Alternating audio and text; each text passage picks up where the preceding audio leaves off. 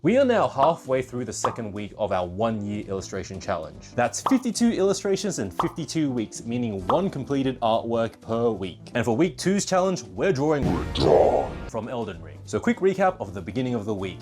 This was day 1's progress. As previously mentioned, I wanted to focus on perspective and values. And I really tried applying those fundamentals, but man was it a struggle. But let's talk about day 2 and day 3. Surprisingly, it went a lot better than I thought. Once I started focusing on just values, things became a little easier. But there is a big but besides yours.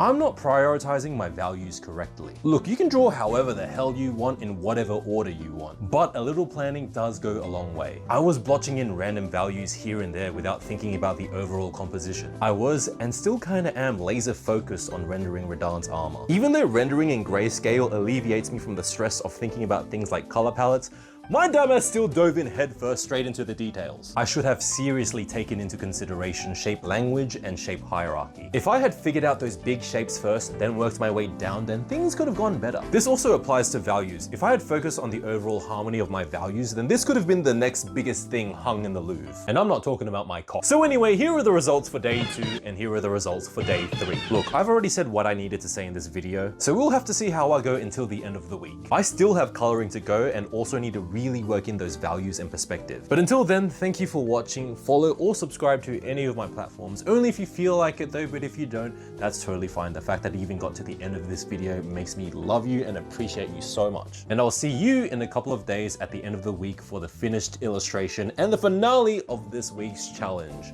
Bye!